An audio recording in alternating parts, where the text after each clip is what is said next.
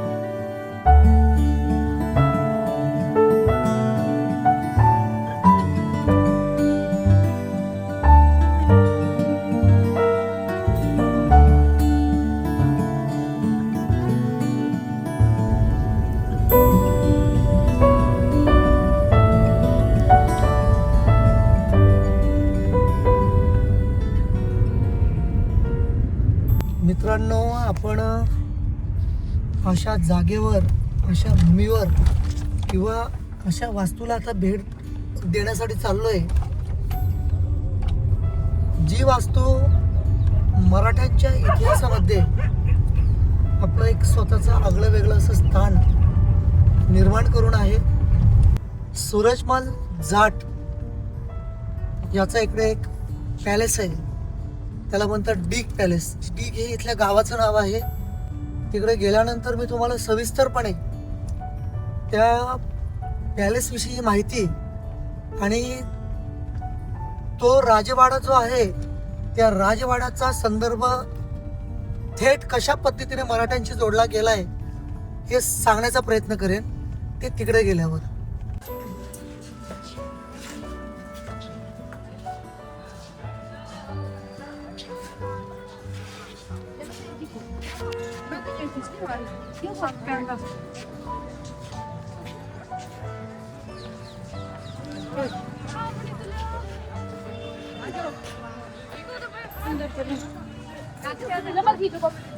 मित्रांनो, आपण आहोत आता डिग भवनच्या प्रवेशद्वारावर. तिकीट घ्यावं लागतं. किल्ला फिरण्यासाठी तिकीट नाही. ही तिकीट विंडो आहे.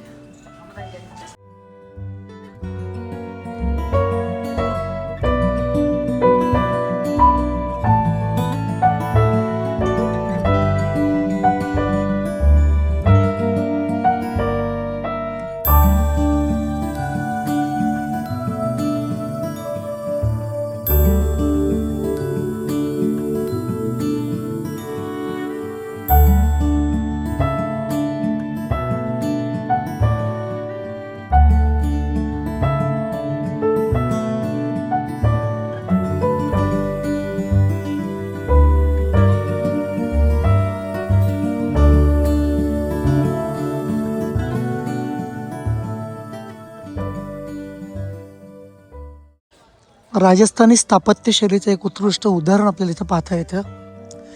डेक भवनमध्ये अशा अनेक इमारती आहेत ज्या आपलं मन मोहून घेतात. त्याच्यातलीच ही एक.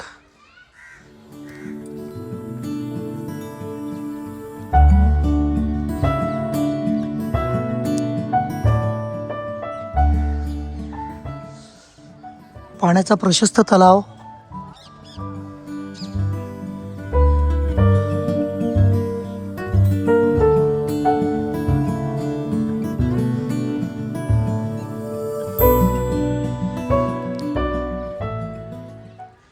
हीच आपल्या भारताची खरी श्रीमंती आहे.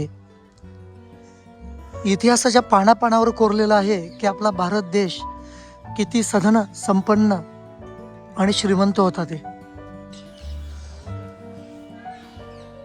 मित्रांनो, एका विशेष अशा संग्रहालयाचा आपण तिकीट घेतलेला आहे आणि आता आपण एंट्री करतो त्या संग्रहालयामध्ये. पाहूयात एक 200-250 वर्षापूर्वीचं इथं आपल्याला काय बघायला मिळतं. ते बिग पॅलेसच्या आतील भागात तुम्हाला राजशाही वैभवाचा खरा अनुभव मिळतो. इथे आढळणाऱ्या वस्तू युरोपियन शैलीतील फर्निचर, मोठे आरसे जसे ते बेल्जियम ग्लास मिरर त्याला म्हणतात, लाकडी कोरीव काम असलेल्या अलमारी, राजेशाही पलंग, जुन्या चित्रकला या वस्तू विशेषतः इंग्लंड आणि इतर युरोपियन देशातून मागवण्यात आलेल्या आहेत.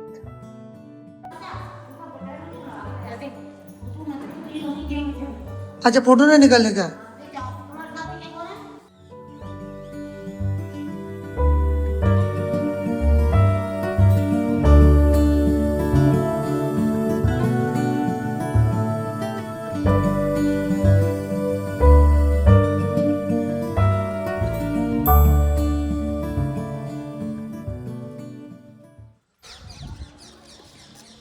उन्हाळ्यातल्या उन्हाचा दाह कमी करण्यासाठी या कारंज्यांचा वापर केला जायचा. त्याचबरोबर एक सुंदर असं सुशोभीकरणाचा सुद्धा एक पार्ट असावा.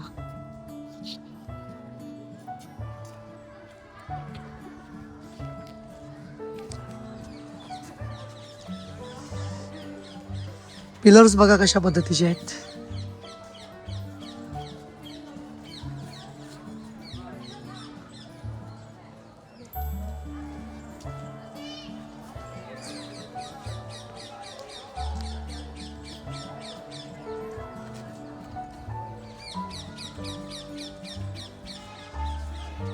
तशी वास्तुरचना जर आपण बघायला गेलो तर आपल्याला बघायला मिळेल की राजस्थानी शैली, त्याचबरोबर मुघल शैली आणि थोडाफार पोर्तुगीज शैलीचा देखील मध्ये आपल्याला एक मिश्रण बघायला मिळेल. जवळपास सगळ्याच वस्तू तिन्ही शैलींमध्ये बनलेल्या आहेत असं आपल्याला वाटावं. अशाच पद्धतीची त्यांची जडणघडण इथे बघताना दिसते.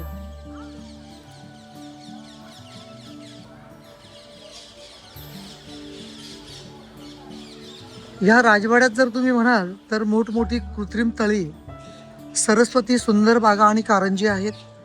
इथल्या फवाऱ्यांमध्ये एकेकाळी रंगीत पाणी वापरून विशेष कार्यक्रम दाखवले जायचे. इमारतींमध्ये राजपूत, मुघल आणि युरोपियन शैलीचा सुंदर संगम दिसतोच. आणि प्रमुख इमारती जर म्हणाल तर गोपाळ भवन, सूरज भवन, किशन भवन आणि नंद भवन अशा प्रकारच्या अनेक इमारती इथे असतात. उष्णतेपासून दिलासा मिळावा म्हणून खास अशी जलव्यवस्था केलेली सुद्धा आपल्याला इथे पाहायला मिळते. झालं का मॅडम फिरून? झालं, मस्त एकदम एक्सप्लोर करण्यासारख्या, बघण्यासारख्या आहे. कोणाकोणाला वाटत असेल आपण कशाला म्हणजे टाइम जातो आपला, पण आपण मराठा आहोत, आपण हिंदू आहोत सगळ्यात महत्त्वाचं. त्याच्यामुळे आपला इतिहास आपल्याला माहीत असणं हे खूप जास्त गरजेचं आहे आणि खास करून इतिहासाची माहिती घेणं प्रत्येकांसाठीच खूप गरजेचं आहे. तरच तुम्ही पुढच्या पिढीला ते देऊ शकता. त्याच्यामुळे आज आम्ही लहान मुलांना घेऊन आलो किंवा आमच्या मोठ्या मुलांना पण घेऊन आलो, पण आम्ही जेव्हा त्यांना ते सांगू, ठीक आहे त्यांना काही कळत नसेल पण जेवढं आपल्याला माहिती आहे आपण एक शब्द तरी बोलू शकतो का हा किल्ला कोणाचा आहे, कुठल्या राजाचा आहे आणि त्या राजाचं महत्त्व काय होतं त्या टायमाचं. त्याच्यामुळे हे एक्सप्लोर करायचं, कारण हा वारसा हिंदुत्वाचा आपल्याला पुढे द्यायचा आहे आपल्या मुलांना, जेणेकरून ते त्यांच्या मुलांना देतील. जर का आपणच आपल्या गोष्टी हिंदुत्ववादाच्या आपण आपल्या मुलांना एक्सप्लेन नाही केल्या तर मग आपली मुलं पुढच्या पिढीला देऊ शकणार नाहीयेत. आणि असंही हिंदू धर्म जपण्यासाठी तुम्ही बघताय अयोध्येचं स्थापन झालंय. अयोध्या भूमी ही खूप जोरात स्थापन केलेली आहे. त्याच्यामुळे हिंदुत्ववाद जपण्यासाठी हिंदू धर्म काय आहे हा दाखवण्यासाठी मुलांना अशा गोष्टी दाखवा, वेळ काढा. चांगल्या ठिकाणी सगळेच फिरायला जातात, एन्जॉय करतात, पण मुलांना ह्या गोष्टींची आवड राहिलेली नाही. म्हणून आपण ॲज अ पॅरेंट्स हे दाखवणं खूप महत्त्वाचं आहे. एक्सप्लेन करणं खूप महत्त्वाचं आहे मुलांच्या समोर. नमस्कार मित्रांनो, आम्ही आहोत आज डीक पॅलेसमध्ये. सूरजमल जाटांचा हा राजवाडा भव्य आणि दिव्य आणि इतिहासाची, आपल्या संस्कृतीची जोपासना आज देखील या किल्ल्यामध्ये केलेली आपल्याला दिसते. सूरजमल जाट हे व्यक्तिमत्व 1761च्या पानिपत युद्ध आपल्या समोर आलं. ज्या वेळेला मराठे पुण्यावरून पानिपतासाठी येत होते त्यावेळेला त्यांना रसद जी दिली गेली नाही किंवा मिळाली नाही, न मिळालेल्या रसदीचा एक भाग सूरजमल जाट देखील होते. सदाशिवराव भाऊ आणि विश्वासराव यांनी सूरजमल जाटांकडून एक रसदीची मदतीची अपेक्षा केलेली होती. कारण अब्दाली हा अफगाणिस्तानमध्ये येऊन आपल्या भारताला नामशेष करण्याच्या प्रयत्नामध्ये होता. सूरजमल जाटानं जर त्यांना मदत केली असती तर कदाचित इतिहासाचे चित्र वेगळं असतं.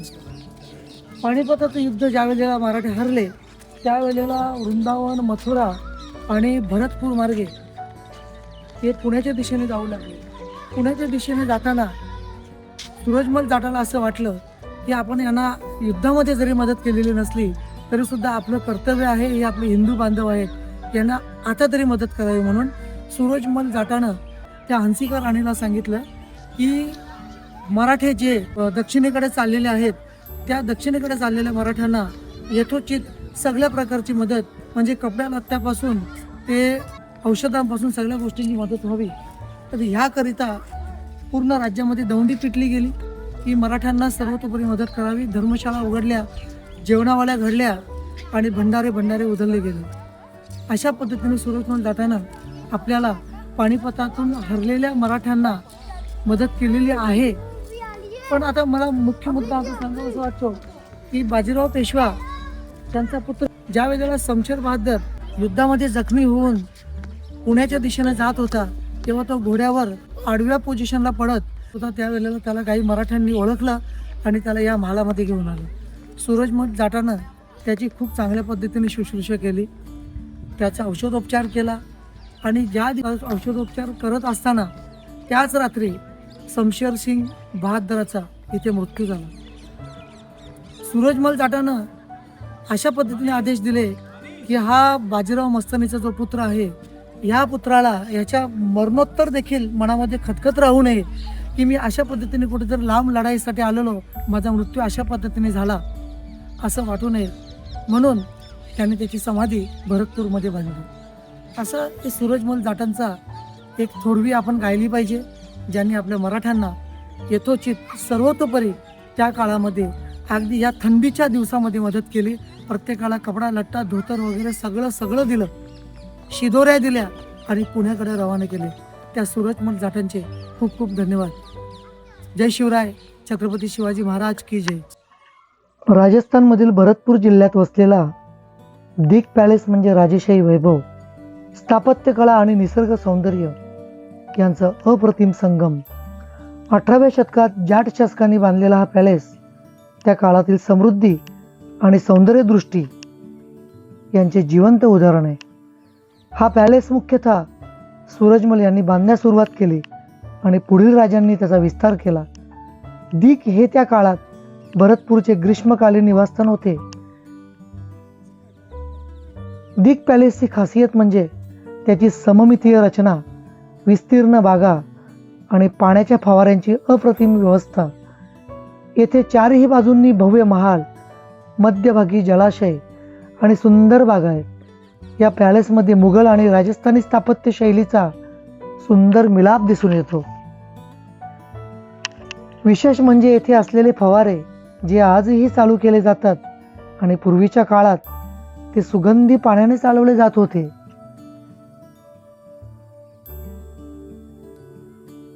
नंद भवन दिग पॅलेस मधील सर्वात भव्य आणि मध्यवर्ती महल आहे. हा महाल मुख्यतः राजाच्या निवासासाठी वापरला जात असे. याची वैशिष्ट्य म्हणजेच मोठे दरबार हॉल, जाड भिंती ह्यासाठीच की उन्हाळ्यात थंडावा असावा, उंच छत आणि मोठ्या खिडक्या, संगमरवरी फरशी.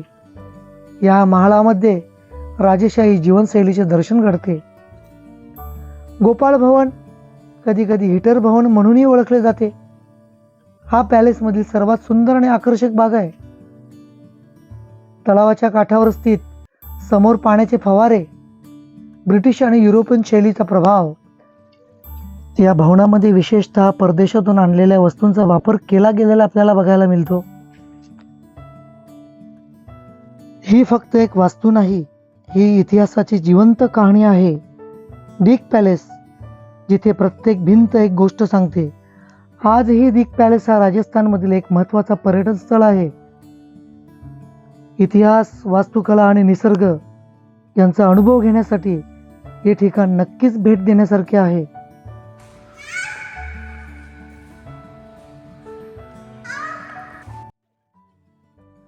राजस्थानमध्ये एक असा पॅलेस आहे जिथे पाण्याचे फवारेही इतिहास सांगतात. जर तुम्हाला अशा ऐतिहासिक ठिकाणांची माहिती आवडत असेल तर चॅनलला नक्कीच सबस्क्राईब करा. हा पॅलेस तुम्ही कधी पाहिलाच नसेल. राजस्थानचा हिडन पॅलेस हे पाहिल्यावर तुम्ही नक्कीच शॉक व्हाल. हा महाल 250 वर्ष जुना आहे. इथे फवारी सुगंधी पाण्याने चालायचे. राजाचा सिक्रेट पॅलेस हा भारतात आहे यावर विश्वास बसणार नाही. इतकं रॉयल ठिकाण तुम्ही पाहिले का कधी या अगोदर? दिस इज नॉट नॉर्मल पॅलेस.